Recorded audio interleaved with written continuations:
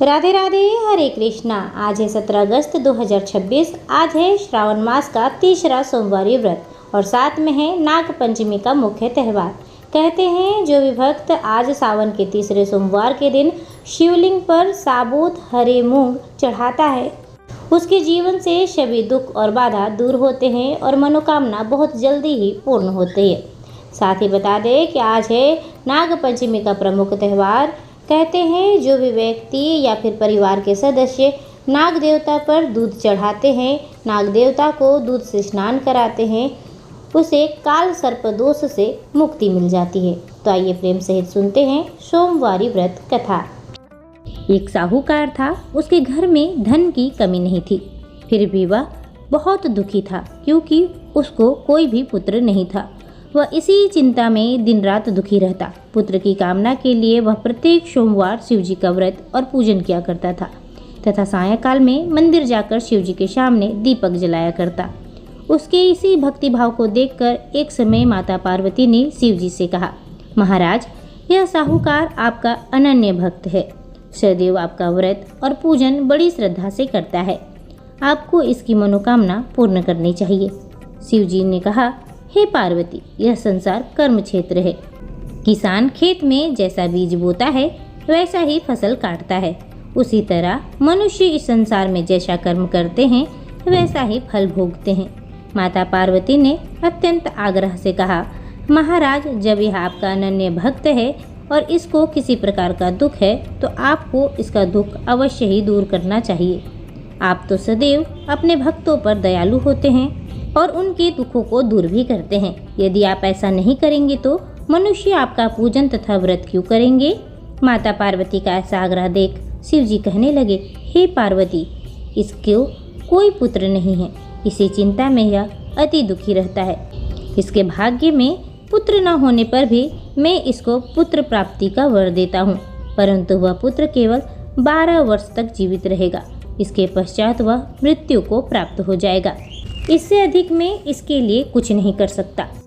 माता पार्वती और भगवान शिव का यह वार्तालाप साहूकार सुन रहा था। इससे उसको ना तो प्रसन्नता हुई ना ही दुख हुआ। वह पूर्व की तरह शिव जी का व्रत और पूजन करता रहा। कुछ समय बाद साहूकार की स्त्री गर्भवती हुई और 10वें महीने में उसके गर्भ से अति सुंदर पुत्र उत्पन्न हुआ। साहूकार के घर में बहुत खुशियां मनाई गई, परंतु साहूकार यह जानता था कि उसका केवल 12 वर्ष की ही आयु है, इसलिए उसने अधिक प्रसन्नता प्रकट नहीं की और न ही किसी को यह भेद ही बतलाया। जब वह बालक 11 वर्ष का हो गया तो बालक की माता ने उसके पिता से उसका विवाह करने के लिए कहा। साहूकार ने कहा, अभी मैं इसका विवाह नहीं करूँगा, मैं अपने पुत्र को काशी पढ़ने के लिए भेजूँगा। साहूकार ने बालक के मामा को बुलाकर उसको बहुत सा धन देकर कहा, तुम इस बालक को काशी में पढ़ने के लिए ले जाओ और रास्ते में जिस भी स्थान पर जाओ वहाँ यज्ञ करते, ब्राह्मणों को भोजन कराते और दक्षिणा देते हुए जाना। दोनों मामा भांजे यज्ञ करते हुए, ब्राह्मणों को भोजन कराते, दक्षिणा देते हुए काशी जी की ओर चल पड़े। रास्ते में एक नगर पड़ा। उस नगर में राजा की कन्या का विवाह था, परंतु जो राजकुमार विवाह कराने आया था वह एक आंख से काना था। उसके पिता राजा को इस बात की बड़ी चिंता थी कि कहीं राजकुमार को देखकर राजकुमारी तथा उसके माता पिता विवाह से किसी प्रकार की अड़चन पैदा न कर दे। जब उसने सेठ के अति सुंदर इस लड़के को देखा तो मन में विचार किया, क्यों ना द्वाराचार के समय इसी लड़के से वर की सारी रस्में पूरी की जाए। ऐसा मन में विचार कर राजकुमार के पिता ने उस साहूकार के लड़के और उसके मामा से बात की। वे राजी हो गए। फिर उस साहूकार के लड़के को वर के कपड़े पहनाकर तथा घोड़ी पर बैठाकर कन्या के द्वार पर लाया गया। कार्य प्रसन्नता पूर्वक पूर्ण हो गया।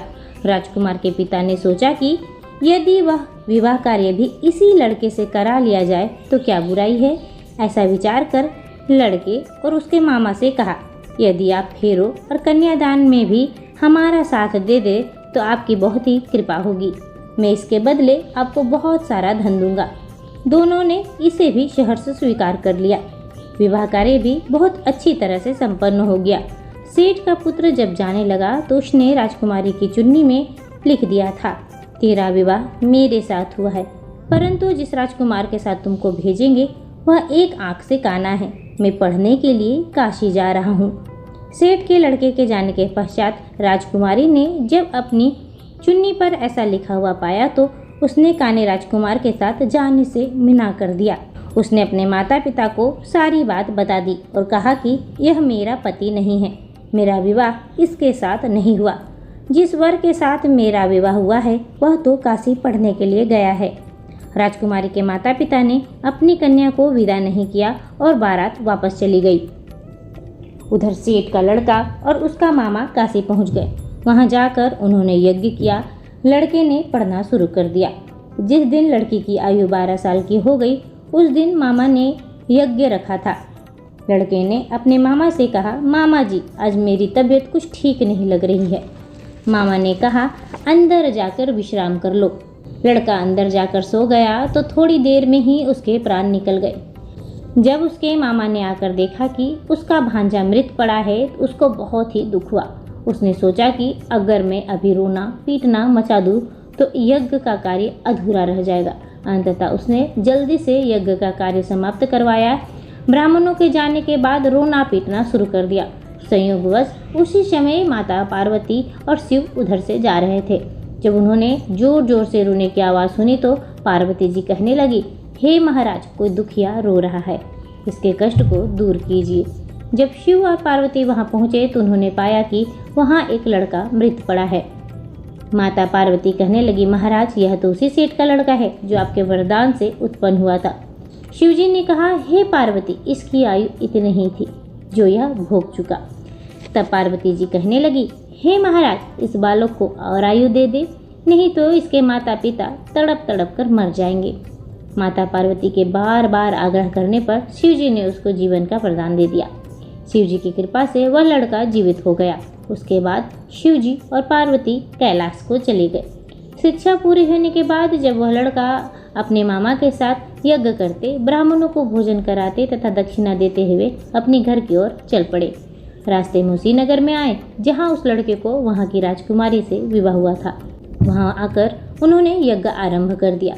उस लड़के के ससुर जो वहाँ के राजा थे उसने उनको पहचान लिया और महल में ले जाकर उसकी बहुत ही आवाभगत की। बहुत से दास दासियों सहित आदरपूर्वक अपनी राजकुमारी और जमाई को विदा किया। जब वे अपने नगर के निकट आए तो मामा ने कहा कि मैं पहले तुम्हारे घर जाकर तुम्हारे माता पिता को खबर कराता हूँ।